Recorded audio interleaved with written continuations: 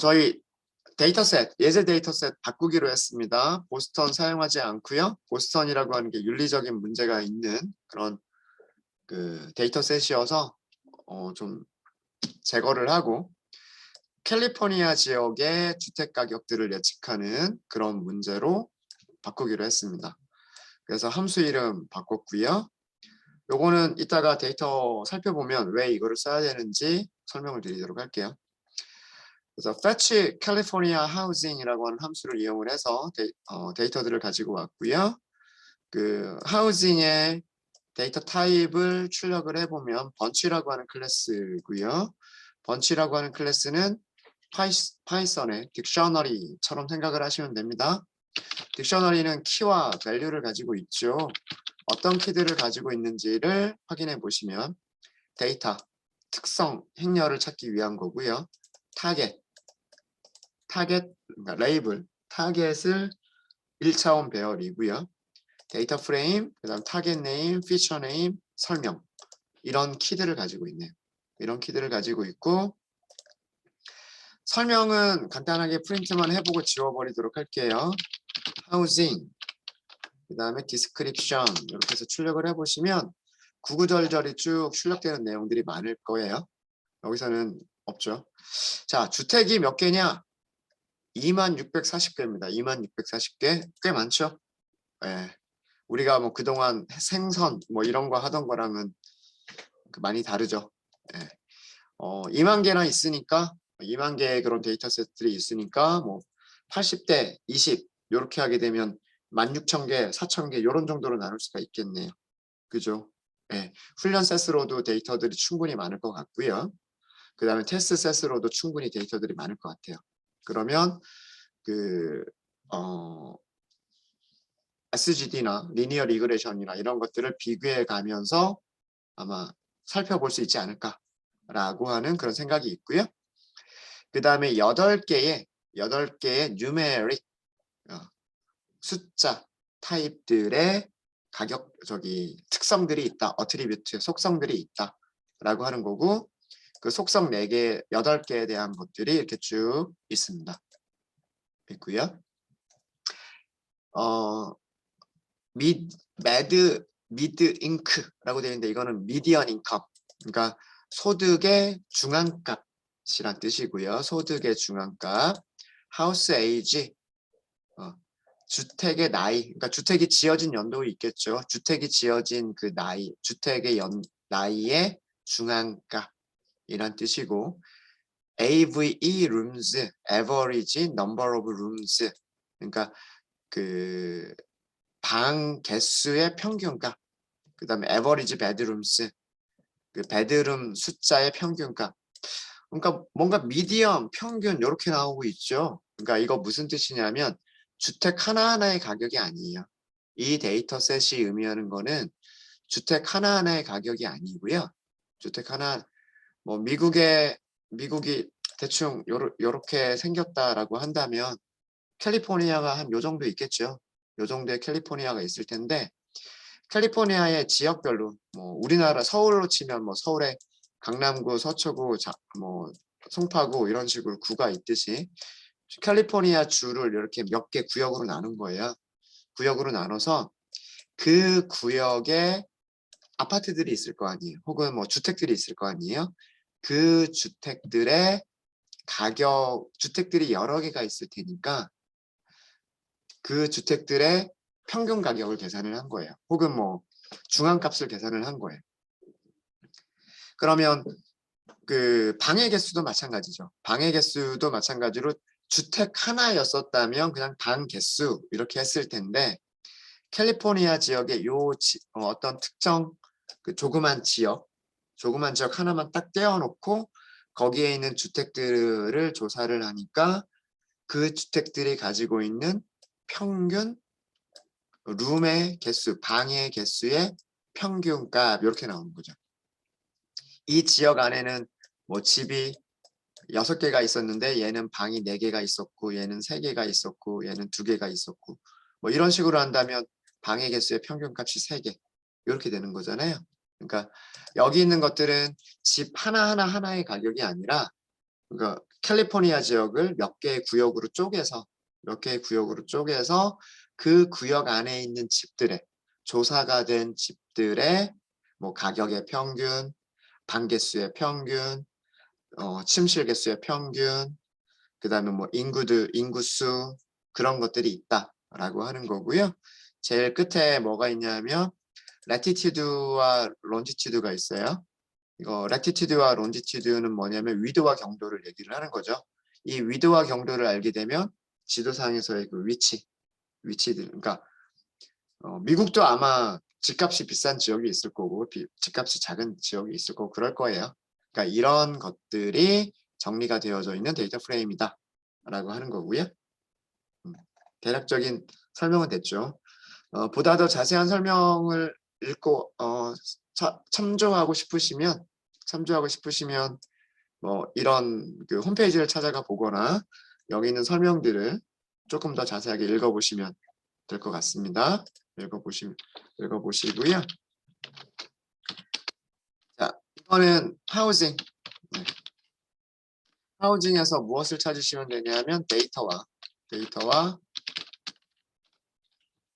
하우징에서 타겟을 찾으시면 돼요. 순서대로 X는 무엇을 의미하냐면 특성들의 행렬 2차원 배열이고요. 그 다음에 Y는 무엇을 의미하는 거냐면 그 타겟 배열 1차원 배열을 의미를 하는 겁니다. 네. 쉐입 출력을 해볼까요? X점 쉐입과 Y점 쉐입을 출력을 해보시면은요. 네, 주택 2만 개. 그러니까 2만 개의 구역이에요, 사실은. 2만 개의 그 주택 가격들이 조사가 되어 있는 거고요. 8개의 특성들이 있는 거예요. 그리고 이거는 가격입니다. 가격. 됐죠? 앞에서 5개 정도만 출력을 해볼까요? X 5개, 그 다음에 컬럼은 전부 다 이렇게 출력이 되고요. 그리고 Y도 5개를 출력을 해보면 얘는 2차원 배열이니까 슬라이싱을 이렇게 한 거고요. 그 다음에 얘는 1차원 배열이니까 이렇게 슬라이싱을 한 거예요.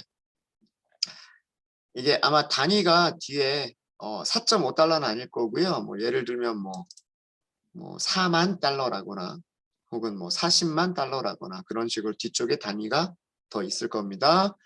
설명 어딘가에 있을 거예요. 읽어보시면. 그래서 요 가격이 주택의 가격을 의미하는 거기는 한데 뒤쪽에 뭐 숫자 0을 몇 개를 더 붙여야 단위를 몇 개를 더 붙여야 되느냐 뭐 이런 것들이 있고요. 이런 내용들이 있습니다. 자, 그 다음에 그 하나에 대한 샘플 하나에 대한 특성들을 살펴보시면은요. 특성들을 살펴보시면 어떤 특성은 8.3, 어떤 특성은 4.1, 10의 1승, 10의 1승이니까 41, 또 어떤 특성은 6.9, 1.0, 그 다음에 여기는 10의 2승이니까 322. 단위가 많이 다르죠. 그렇죠? 네. 8.3하고 혹은 1.0, 1.0하고 320이면 단위가 차이가 많이 나잖아요. 많이 나죠. 2.5, 그 다음에 여기는 3.7, 여기 또 마이너스, 10의 1승이니까 37.8이겠네요. 37.8. 그 다음 10의 2승이니까 여기는 마이너스 122 이렇게 돼 있죠. 그렇죠? 이렇게 단위들이 어떤 거는 숫자들이 되게 작고 어떤 거는 숫자들이 되게 크고 이런 모델인 경우에는 뭐 KNN을 사용하든 뭐 선형외기를 사용하든 SGD 리그레서를 사용하든 스케일러를 적용해 주시는 게 좋습니다. 단위 자체가 그렇게 크게 차이가 나지 않는 경우는 스케일러를 사용하지 않아도 괜찮지만 여기서 보면 어떤 것들은 인구수, 변수 이름들을 보면 어떤 특성은 인구수고요. 어떤 특성은 방의 개수고요. 어떤 특성은 뭐 소득의 수준이고요. 그러니까 단위가 어떤 거는 달러, 어떤 거는 뭐 제곱미터, 뭐 어떤 거는 인구수니까 뭐 그냥 개수 등등등 다양한 단위들이 나오고 있어요. 그리고 그 스케일 자체가 10의 0승, 10의 1승, 10의 2승 이렇게 되게 다양해요. 이런 경우는 모델의 성능을 좋게 하기 위해서는 무엇을 해주는 게 좋겠다? 스케일링을 해주는 게 좋겠다. 자, 스케일링을 하실 때 주의하실 거 있습니다. 훈련셋과 테스트셋을 나눈 다음에 스케일링을 해야 될까요? 스케일링 하고 난 다음에 훈련셋과 테스트셋을 나눠야 될까요? 우리가 지금까지 했었던 방식을 생각해 보세요. 어제까지 했었던 거 생각해 보세요.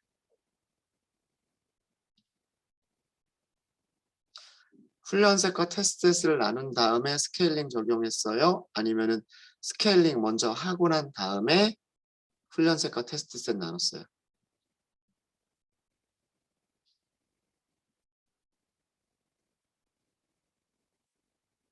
기억나시는 분 안 계세요?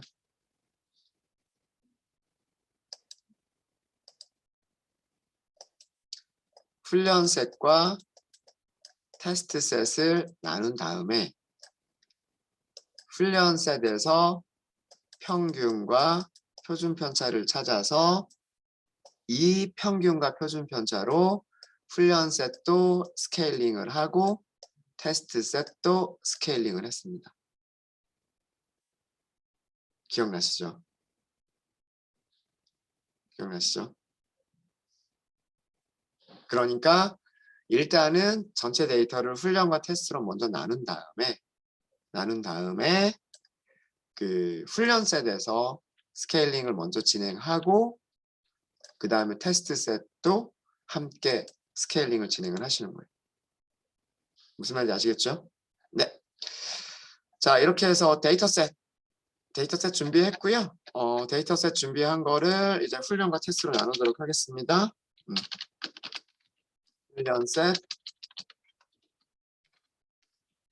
훈련셋과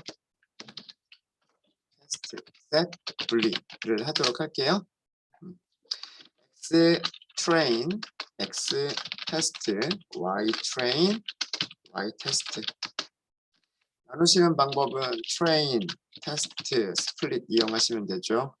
전수 아마 X하고 Y라고 했어요. 그죠?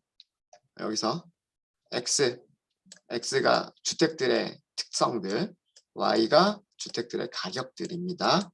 그렇죠? 요거 나눠주시면 되고요. 그 다음에 테스트 사이즈는 0.15만 할게요. 2만 개가 있으니까 2만 개 중에 16,000개를 훈련셋, 그 다음에 20%인 4,000개를 테스트셋으로 사용하겠다는 얘기고요. 랜덤 샘플링 하면 됩니다. 여기서는 어떤 스트래티파이를 할 게 없죠. 그렇죠? 스트래티파이를 할 게 없어. 계층별로 나눌 게 없잖아요. 그죠? 계층별로 나눌 게 없기 때문에 그냥 그 랜덤 샘플링을 해주시면 되고요. 셔플 추로 그대로 나눠주시면 되고 랜덤 스테이트만 숫자를 여러분들이랑 저랑 똑같은 숫자로 하도록 하겠습니다. 이렇게 하면 결과가 똑같이 나올 거예요. 자, 분리가 됐고요. 쉐입만 확인해 보도록 할게요. xtrain.shape, xtest.shape, 그리고 ytrain.shape, ytest.shape. 16,000개의 주택 가격이 있고요. 8개의 특성이 있습니다. 16,000개의 주택 가격이 있는 거죠. 4,000개의 주택과 8개의 특성, 4,000개의 주택의 가격들이 있습니다. 됐죠? 네. 자, 그 다음 훈련을 시작하기 전에 훈련셋과 테스트셋을 스케일 변화를 할 거고 표준화 여러 가지 방법들이 있는데 그 중에서 표준화를 하도록 하겠습니다. 네. Xtrain 바꿔주시면 되고요. Xtrain에 scaled SC 붙이겠습니다. scaled 어떻게 하실 거예요? 스탠다드 스케일러를 먼저 만들어야죠. 죄송합니다. 스탠다드 스케일러 생성을 하고요. 표준화를 진행할 수 있는 변환기 객체를 생성을 한 거죠. 훈련셋에 대해서는 어떤 식으로 변환을 하셔야 되냐면 스케일러의 fit transform을 이용하시면 되고요. 그죠? 여기에 train set를 넣어주시면 됩니다. 반드시 훈련셋에 대해서는 피팅 과정을 먼저 해야 돼요. 훈련셋에서 피팅을 한다는 얘기는 훈련셋의 평균을 찾는다는 얘기고요. 훈련셋의 표준 편차를 찾는다는 얘기예요. 그래서 이렇게 찾아진 평균과 표준 편차를 가지고서 스케일 변환을 한다는 얘기죠. 이해되십니까? 그래서 훈련셋에서는 fit를 반드시 호출을 해주셔야 돼요. 그래서 fit transform, 스케일 변환된 녀석을 한번 볼까요? 전부 출력하는 거는 너무 많으니까 마찬가지로 다섯 개 행만 보면, 자, 이제 숫자들이 어떻게 됐어요? 0.3, 0.3, 0.17, 0.2, 0.7 비슷한 스케일로 바뀌었죠.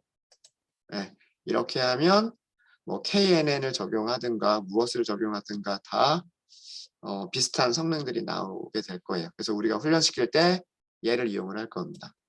얘를 이용하게 될 거고요. 그러면 마찬가지 이거는 훈련셋의 스케일을 변환을 한 거죠. 이제 무엇을 해야 돼요? 테스트 셋도 변환을 해야 돼요. X 테스트 스케일 이렇게 할게요. 어떻게 하시면 돼요? 스탠다드 스케일러 점. 자, 여기서는 fit transform이에요, transform이에요. 여기서는 transform입니다. 왜 그러냐면 누구의 평균과 표준 편차를 가지고서 훈련셋의 평균과 표준 편차를 가지고서 테스트 셋의 스케일을 변환하겠다가 우리의 가정이에요. 통계학의 가정입니다. 그죠?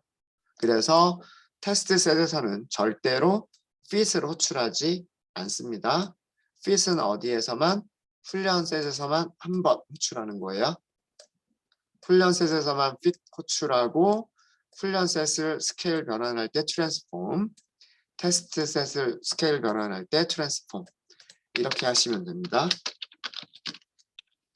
테스트 셋의 스케일을 변환을 한 거예요. 자, 이것도 한번 몇 개만 출력을 해보면요. 5개만 출력을 해볼까요? 네. 대략 스케일들이 비슷한 것 같죠? 거의 마이너스 1.1, 0.2, 0.5, 0.1, 0.03, 0.06, 0.19, 0.28 이렇게 나오니까 그죠? 네. 자, 이제 훈련시킬 데이터와 그 다음에 테스트할 데이터들이 기본적으로 다 준비가 됐습니다. 이제 그 다음 단계가 뭐냐면 모델을 선정을 하고요. 모델을 선정하고 훈련시키고 평가를 해보는 건데 제일 처음에는 SGD, 우리가 지금 SGD가 점수가 제대로 안 나왔었잖아요. 생선에서. SGD를 먼저 볼게요. SGD 모델을 회귀 모델. SGD 회귀입니다. 모델을 생성하고 훈련시키고 그리고 평가를 해보도록 할게요. 네.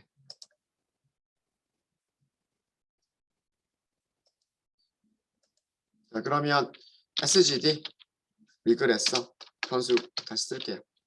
SGD 리그레서 일단은 기본값들을 그냥 그대로 사용할 거예요. 일단은 기본값 그대로 사용하시는 게 좋습니다. 그래서 이게 모델 생성.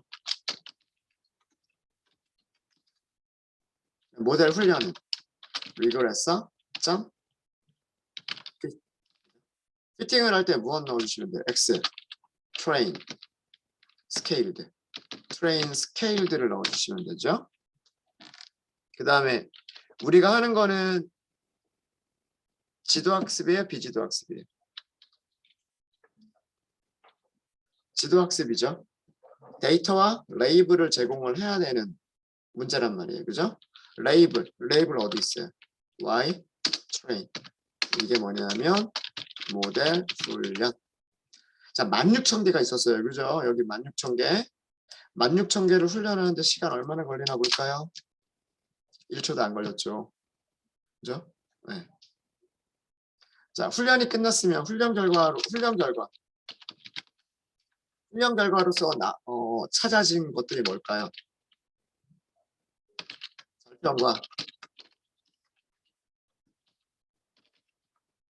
절편과 무엇을 찾아요?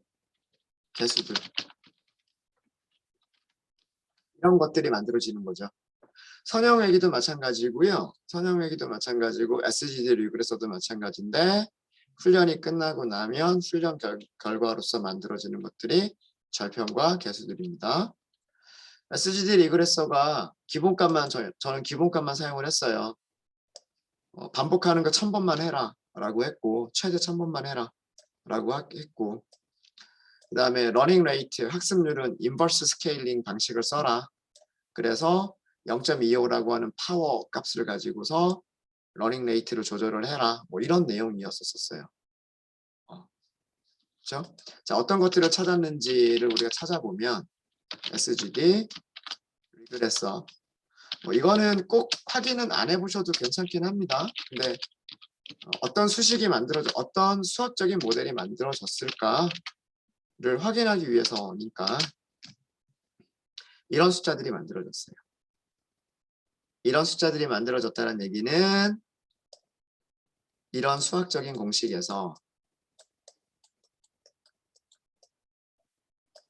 x, i, w, i 여기가 i에 대한 거죠. 여기서 이 절편이 얼마란 얘기예요? 2.08. 그 다음에 x가 변수들이죠. 변수들인데 변수 몇 개 있었어요? 변수는 8개가 있었죠. 집값을 알아내기 위한 특성들이 8개가 있었잖아요. 그럼 그 8개 앞에 곱해지는 개수들이 몇 개가 있어야 돼요? 개수들도 마찬가지로 8개가 있어야죠. 하나, 둘, 셋, 넷, 다섯, 여섯, 일곱, 여덟. 그래서 개수 몇 개를 찾은 거예요? 8개를 찾은 겁니다. 즉 이런 수학적인 모델이 만들어진 거죠. 자, 이제 이런 수학적인 모델이다라고 하는 걸 알았으면 예측을 해보는 거예요. 훈련셋 예측, 트레인, 프리드 찾아볼까요? 훈련셋 예측은 SGD 리그레서 predict 하시면 되죠. 여기에 무엇을 넣으시면 돼요? 트레인이에요? 트레인 스케일이에요? 훈련시킬 때 스케일 변환이 된 데이터셋을 넣어서 훈련시켰기 때문에 예측할 때에도 네, 맞습니다. 스케일 변환이 된 훈련셋을 가지고서 예측을 하시는 거예요.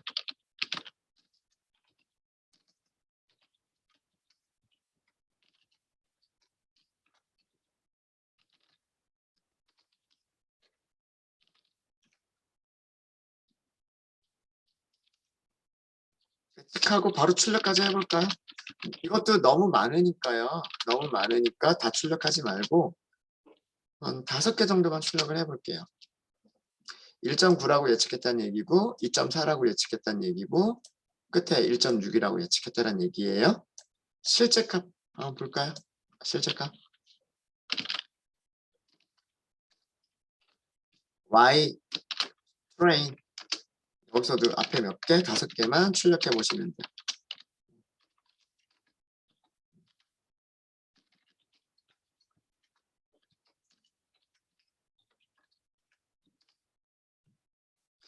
(1.03을) 1.96으로 예측했다는 얘기네요. 그 다음에 3.8을 2.4라고 예측했다는 얘기고요. 1.7을 2.7. 얘는 오차가 좀 크네요. 그죠? 0.9를 1.5라고 예측했다는 얘기고 0.9를 1.64라고 예측을 했다는 얘기입니다. 네, 뭐 이런 값들이 나오는 거예요. 자, 그럼 훈련셋에서의 점수는 평가를 어떻게 해야 될까요? 훈련셋 평가 지표를 출력을 해보시는 거예요. 그죠? 평가 지표를 출력을 해보시는 건데 평가 지표는 가장 많이 사용하는 게 MSE. 또 하나는 R제곱 스코어. MSE에다가 루트 씌워준 게 RMSE. 루트 민 스퀘어 에러. 에러들의 제곱의 평균에 루트 씌워준 값. RMSE 바로 할까요? RMSE. 임포트를 했었죠, 우리가. 여기에 민 스퀘어 에러랑 R2 스코어 임포트를 다 했었기 때문에 여기서는 그냥 그거를 이용만 할게요. 네. 두 가지 숫자를 다 출력을 해보도록 하겠습니다. RMSE 먼저 출력을 해볼게요. 자, RMSE에서 R이 뭐예요? 루트죠, 루트. 넘파이 점 스퀘어 루트. 그 다음에 MSE. MSE는 우리 함수가 있어요. mean squared error. mean squared error에는 실제값, 예측값 이렇게 주시면 돼요. 실제값, 예측값.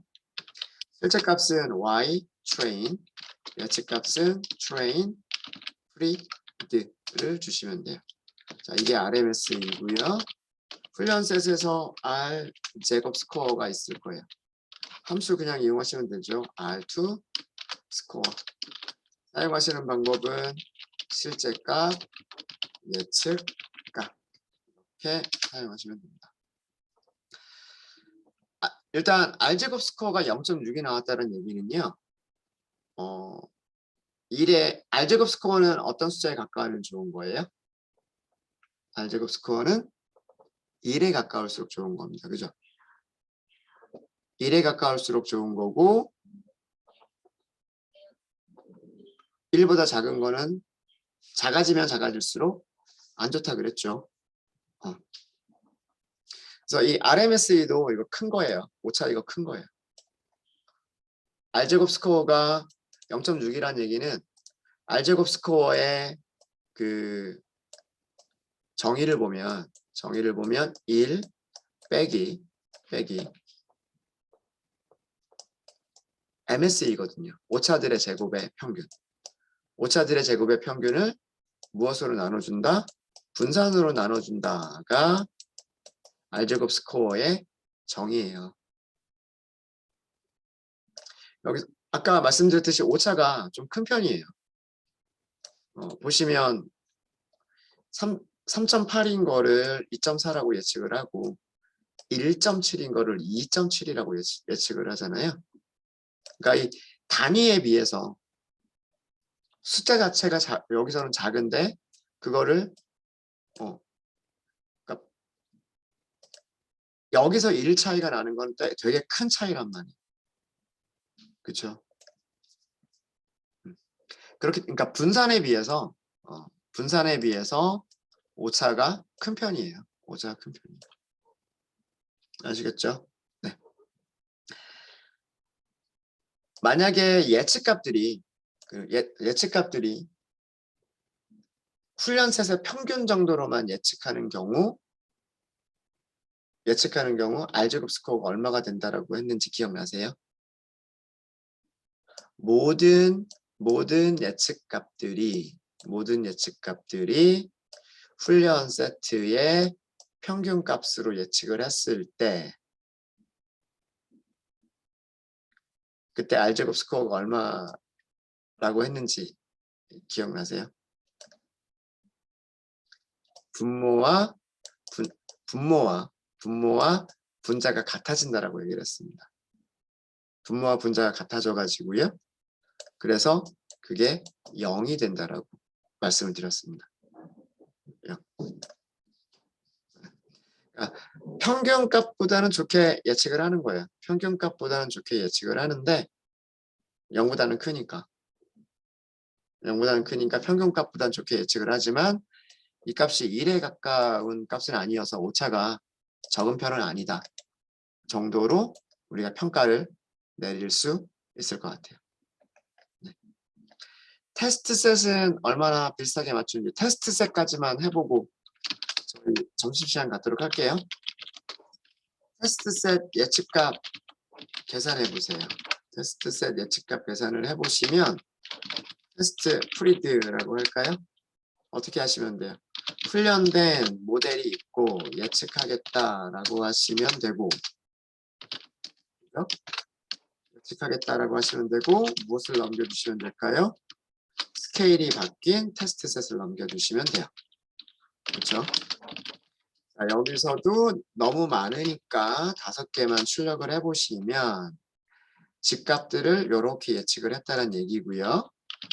집값들의 실제값은 이렇게 될 거예요. 그러니까 0.47인 거를 0.69라고 예측했다는 얘기고요. 0.458을 1.7, 이건 좀 많이 크네요. 그죠? 거의 3배 정도가, 3배가 넘으니까. 5.0을 2.7, 이거 지금 2배. 이것도 오차가 큰 거예요. 2.1, 2.8, 요거는 그래도 좀 비슷한 거고. 2.78, 2.6. 얘는 되게 근사하게 맞췄네요. 제일 마지막 거는 되게 근사하게 맞췄는데 나머지들은 오차가 되게 큰 것 같아요. 이렇게 몇 개만 비교를 해보면, 자, 그러면 바로 테스트셋 평가를 해보면, 훈련셋과 테스트셋을 따로따로 평가를 해보는 이유는 뭐 때문이다? 오버피팅이 얼마나 일어나는지를 확인하기 위해서다 라고 말씀을 드렸죠. 그죠? mean, square, squared error를 계산해 보시면 됩니다. y 테스트 하고요. 테스트 predict 이렇게 해서 계산해 보시면 되고요. 여기서도 r 제곱 스코어를 보시면 됩니다. r2 스코어 계산해 보시면 되고요. y 테스트 값하고 테스트 프리딕트를 비교해 보시면 돼요. 비교해 보시면 되는데 숫자 2개 비교해 보시면은요. 오차는 테스트 셋에서 더 커졌고요. 오차가 커지면 당연히 R제곱 스코어는 낮아지겠죠. 예, 오버피팅, 과대적합 보여주는 겁니다. 훈련 셋에서의 R제곱과 테스트 셋에서의 R제곱의 이 차이가 0.6에서 0.56이니까 0.04 정도가 차이가 나네요. 그죠? 네. 이런 정도의 오버피팅이 나타나고 있다. R제곱 스코어로 라고 하는 것을 보여주고 있습니다. 네. 다른 모델들하고도 조금 더 비교해 볼 필요는 있어요. SGD가 예측해주는 값과 그 다음에 리니어 리그레션이나 KNN 이런 것들과 좀 더 비교를 해야 될 필요는 있을 것 같습니다. 네, 여기서 SGD로 점수 봤어요. 네, 어떠세요? 비슷하죠? 쭉 그 과정이 리니어 리그레션이든 KNN이든 다 비슷하죠. 질문 있으세요?